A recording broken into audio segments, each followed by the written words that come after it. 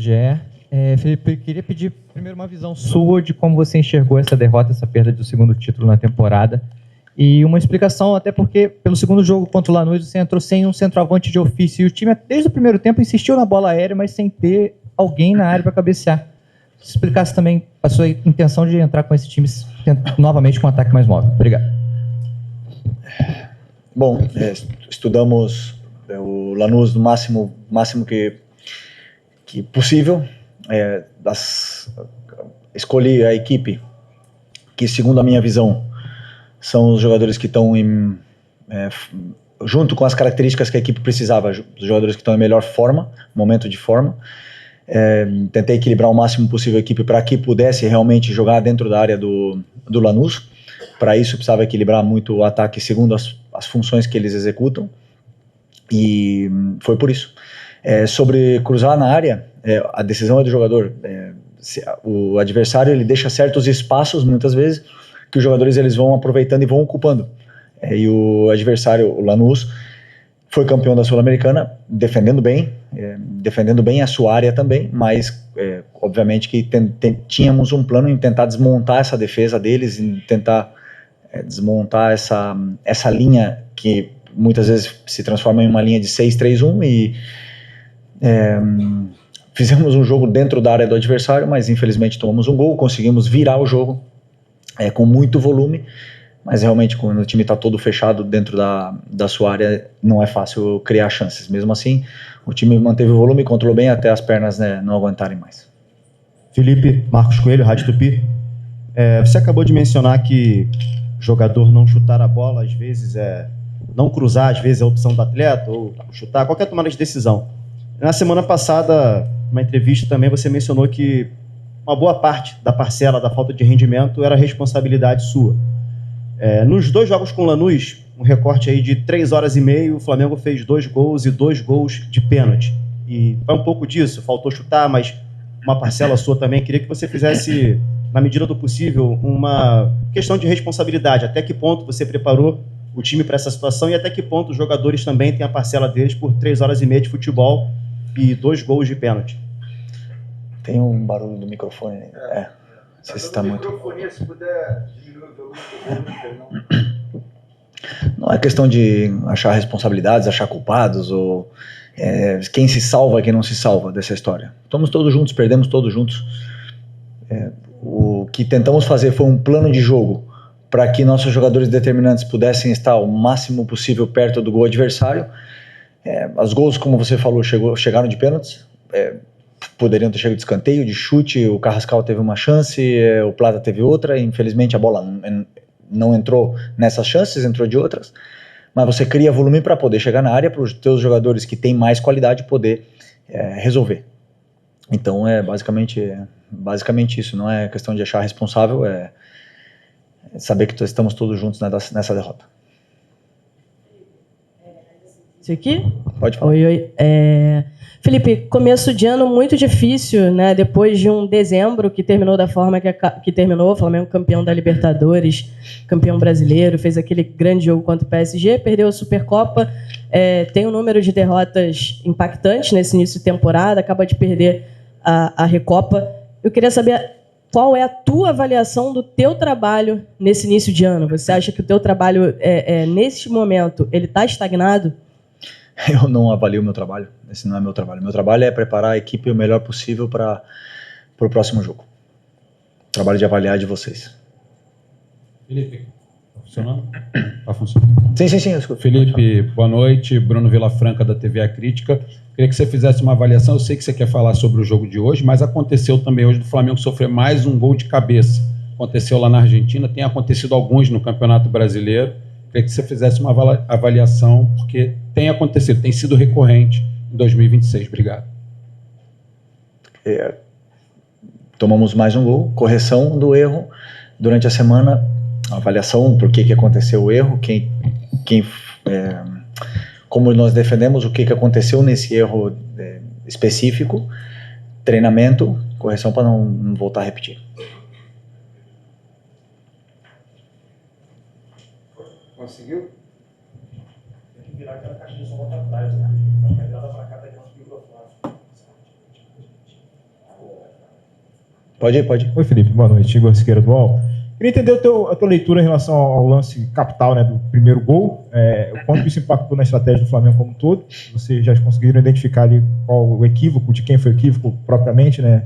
Claro que pra gente pode parecer muito óbvio, mas às vezes em campo quem viveu tem uma leitura diferente. E você viveu como último atleta profissional também em 2023, foi o último ano de uma seca recente no Flamengo. Você já está preocupado que esse ano talvez você precise lidar, contornar com essa questão de ainda faltar títulos, né? Não sei se de repente Carioca vira Champions League, essa altura do campeonato, enfim. Como você está vendo isso tudo? Sobre o erro, não vi ainda, sei que foi um erro técnico, um erro de detalhe, não foi nada tático, foi um erro que aconteceu numa final. Eu sempre penso que nas finais errar o menos possível, né? Mas aconteceu o erro, bom que a equipe se recompôs, conseguiu manter a ordem, manter a calma e criar o jogo inteiro um volume muito grande dentro da área de adversário para poder tentar reverter essa situação. Um dos principais objetivos era não tomar gol, né? Infelizmente aconteceu, mas a equipe conseguiu a todo momento lutar e tentar reverter essa situação. E eu tenho que pensar simplesmente agora em evoluir a equipe, em tentar melhorar, recuperar ânimo, recuperar a confiança dos jogadores e corrigir erros. Não pensar agora em outubro ou dezembro, novembro ou dezembro. Temos que pensar no próximo jogo em melhorar o que está ao nosso controle, o nosso alcance é melhorar a nossa performance de todos. Felipe, boa noite, aqui sua direita, Davi Ferreira, do Jornal Globo. Queria ouvir teu diagnóstico do quais são os principais elementos que estão mais errados no Flamengo nesse momento, né? Imagino que já teve o discurso do calendário, né, que foi toda apertada, a preparação foi um pouco apertada, mas também a questão física, talvez tática, questão individual. O que está a questão talvez de motivação do elenco, né, que o pessoal fala.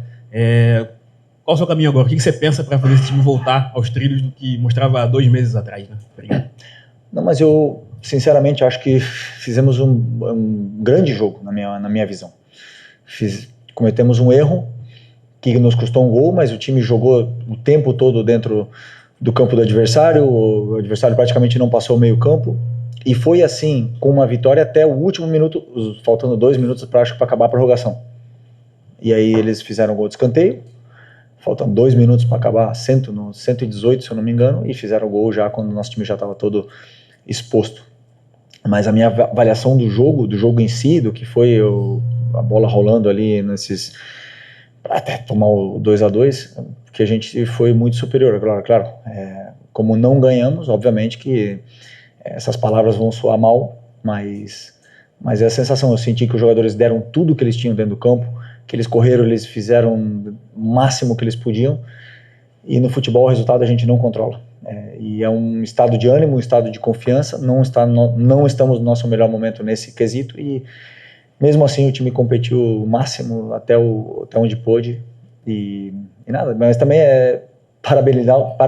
quero parabenizar o Lanús pela conquista merecida dessa Recopa. Foram justos vencedores, e o futebol consiste nisso.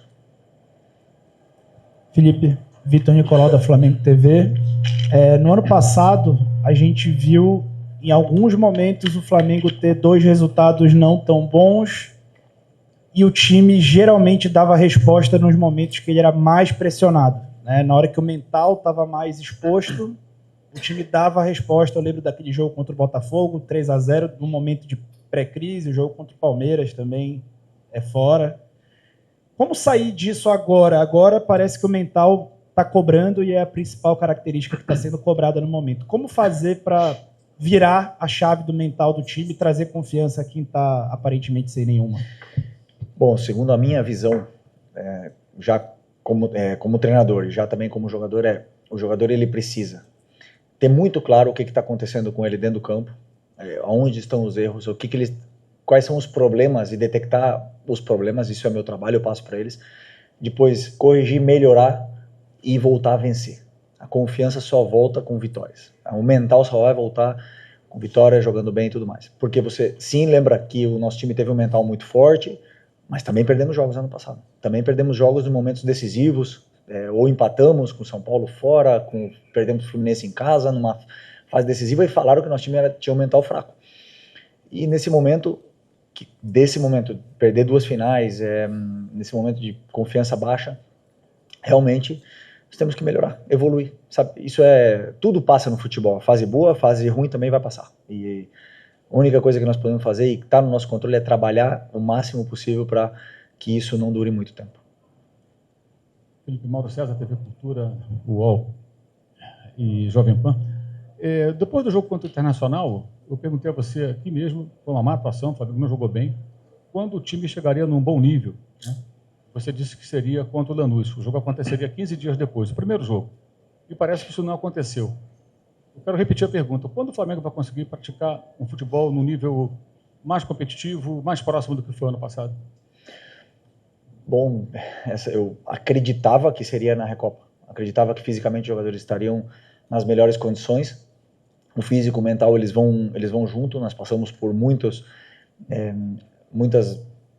derrotas esse ano, e essa mais uma. E realmente não estamos na nossa melhor forma se você olhar assim. Mas hoje eu senti uma resposta da equipe. Senti que o time correu o tempo todo, que conseguiu pressionar, conseguiu ganhar duelo, conseguiu ganhar duelos no alto, no chão, parar contra-ataques. Então a vitória não veio, realmente não veio. Lanús, justo vencedor. Mas eu vi uma evolução, uma resposta no jogo de hoje. E não sei dizer quando virá a melhor performance do Flamengo. Eu acredito que será um processo de jogar bem, de fazer o simples, de recuperar a confiança e que os jogadores possam ir se soltando cada vez mais e que eles possam performar do jeito que eles... o nível alto que eles deixaram, recuperar e cada um retomar esse nível que ficou para trás. Felipe, boa noite. Gabriel Orfan, canal Paparazzo Rubro Negro. Felipe, eu quero usar um termo que você usou numa coletiva passada para fazer a pergunta, porque em maio do ano passado, você disse que o Matheus Gonçalves, que então era um ativo do clube, era um jogador muito anárquico, que tinha que evoluir, que melhorar, que na época era um jogador muito anárquico. Sabendo dos resultados do Flamengo nesse começo de ano, a derrota na Supercopa, ou a derrota agora na Recopa, o seu time, na sua opinião, é um time anárquico nesse momento? Obrigado. O meu time, na minha visão, tem a minha cara. No bom e no ruim. E eu tenho muito orgulho desses jogadores. Só isso. Obrigado, Felipe. Ok. Encerrar aqui.